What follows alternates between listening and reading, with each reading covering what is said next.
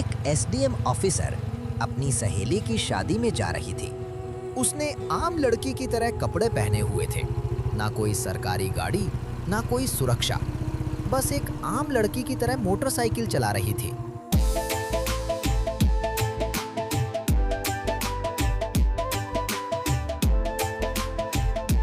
जब वो हसनाबाद शहर के पास पहुंची तो आगे एक पुलिस चेक पोस्ट दिखाई दिया। वहां 3-4 पुलिसकर्मी चेक पोस्ट के बाहर सड़क पर खड़े थे। उनके बीच में इंस्पेक्टर प्रोसेस जीत अपनी वर्दी में खड़ा था। उसने हाथ में लाठी उठाकर लड़की को रुकने का इशारा किया। लड़की ने मोटरसाइकिल सड़क से किनारे लगाई और खड़ी हो गई। इंस्पेक्टर ने सख्त आवाज में पूछा, कहाँ जा रही हो? लड़की ने बहुत शांत स्वर में जवाब दिया, सहेली की शादी में जा रही थी। इंस्पेक्टर प्रोसेस जीत ने उसे सिर से पांव तक देखा। वो 28 साल की एक खूबसूरत महिला थी। नाम था बरनाली सिंह। फिर वो हंसते हुए बोला, अच्छा, सहेली की शादी में खाना खाने जा रही हो, लेकिन हेलमेट क्या तुम्हारे बाप ने पहनना है? और ये बाइक भी बहुत तेज चला रही थी। चलो अब चालान कटेगा। बरनाली समझ चुकी थी कि उसकी नीयत ठीक नहीं है और ये सब एक बहाना है। उसने कहा, sir, I have not broken any law. Oh madam, हमें कानून मत सिखाओ, इसे सबक सिखाना होगा। अचानक इंस्पेक्टर ने जोर से एक थप्पड़ मारा बरनाली के गाल पर। बोला, बहुत सवाल कर रही है। जब पुलिस कुछ कहे तो चुपचाप मान लेना चाहिए। बरनाली का सिर एक पल के लिए घूम गया, लेकिन उसने खुद को संभाल लिया। उसकी आंखों में गुस्सा साफ झलक रहा था। अब भी इसकी आंखों में घमंड है। ऐसे कितनों को ठीक कर चुका हूं। इसे अच्छी तरह से सबक सिखाना होगा। एक कांस्टेबल आगे आया और बोला, सर, इसे थाने ले चलते हैं, वहीं इसका इलाज होगा। एक और कांस्टेबल ने बरनाली का हाथ पकड़कर खींचा। बरनाली ने झटके से हाथ छुड़ाया और बोली, हाथ लगाने की कोशिश मत करना, वरना अंजाम अच्छा नहीं होगा। कांस्टेबल ने उसके बाल पकड़ लिए। बरनाली दर्द से कराह उठी। अब तक उसने अपनी असली पहचान नहीं बताई थी। वो देखना चाहती थी कि ये लोग कितनी नीचता तक जा सकते हैं। तभी एक पुलिसकर्मी ने गुस्से में उसकी बाइक पर लाठी मार दी और बोला, बड़ी आई साधु बनने वाली, अब तुझे खिलौना बना के खेलेंगे। बरनाली अब अच्छे से समझ चुकी थी कि ये लोग कितना नीचे गिर सकते हैं। इंस्पेक्टर गुस्से से चिल्लाया, तेरे जैसे कई होशियार देखे हैं, पुलिस से पंगा लेगी? आज मजा चखाएंगे। चलो इसे थाने ले चलते हैं। इस समय भी बरनाली चुप थी। उसने अब भी अपनी पहचान उजागर नहीं की थी। वो देखना चाहती थी कि ये लोग प्रशासन की कितनी बदनामी कर सकते हैं और एक आम नागरिक पर किस हद तक जुल्म ढा सकते हैं।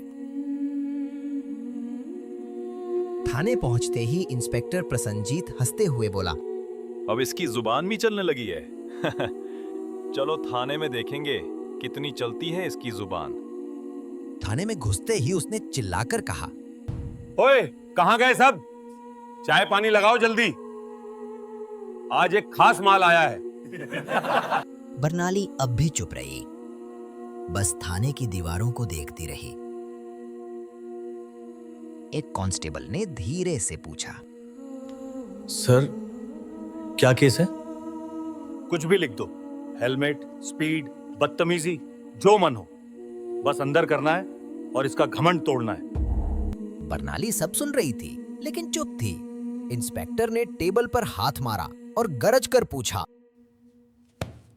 नाम बता जल्दी। बरनाली ने धीरे से कहा, सुमिता शर्मा। झूठ बोल रही है, लेकिन याद रख, ज्यादा होशियारी महंगी पड़ेगी। उसने बरनाली को हवालात में डाल दिया। वहां पहले से 2 कैदी थे।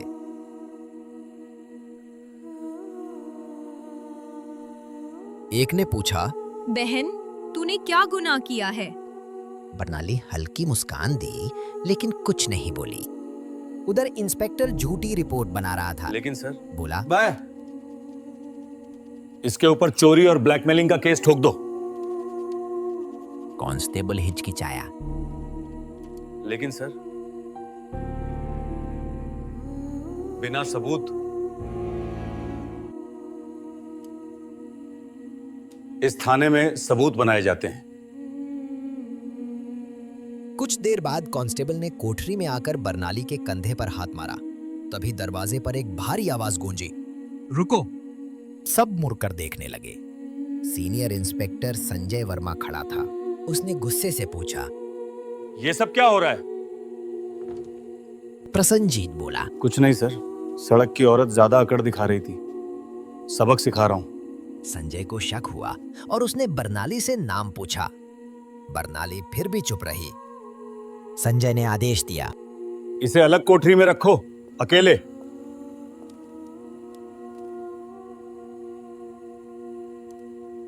बरनाली को अंधेरी बदबूदार कोठरी में डाल दिया गया। तभी खबर आई कि थाने के बाहर एक बड़ी सरकारी गाड़ी रुकी है। प्रसन्नजीत बाहर भागा और देखा कमिश्नर साहब आए हैं। कमिश्नर ने अंदर आकर सख्ती से पूछा, इंस्पेक्टर प्रसन्नजीत, ये क्या तमाशा है? उसने फाइल उठाई, पढ़ी और कोठरी की ओर देखा। पूछा, ये कौन है? सर, इस महिला पे 420 और धोखाधड़ी का केस है।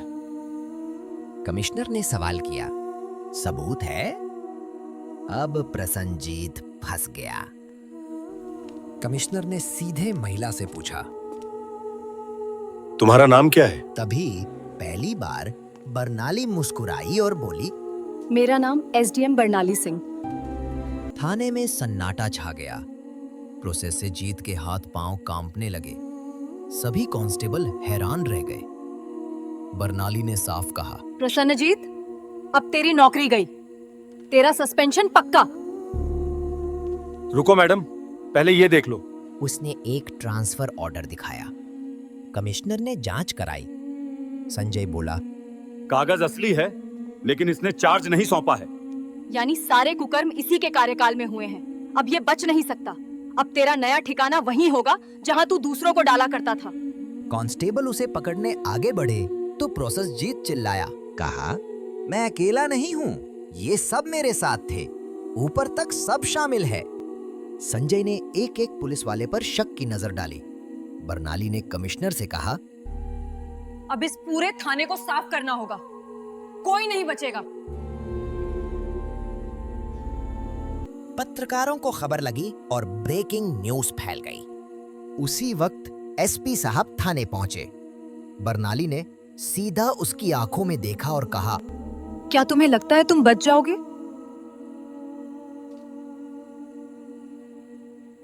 संजय ने एक फाइल उसके हाथ में दी। उसमें एसपी के सारे काले कारनामे दर्ज थे।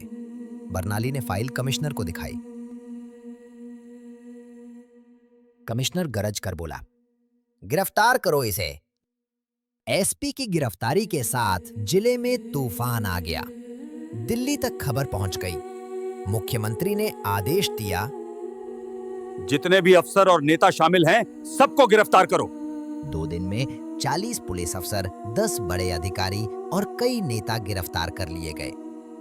हसनाबाद की हवा बदल गई। अब चारों तरफ सिर्फ एक नाम था, एसडीएम बरनाली सिंह। उनकी ईमानदारी और साहस की चर्चा हर जगह थी। वो महिला जिसने पूरे सड़े गले सिस्टम को हिला दिया था। अब प्रशासन में एक नया डर था। कोई भी ये नहीं कह सकता था कि मुझे कुछ नहीं होगा। बरनाली सिंह ने साबित कर दिया था, अगर मन साफ हो और नीयत सच्ची हो तो पूरा देश सुधारा जा सकता है। अगर आपने वीडियो को यहाँ तक देखा है तो प्लीज एक लाइक जरूर करें और चैनल को सब्सक्राइब करके हमारा साथ दें।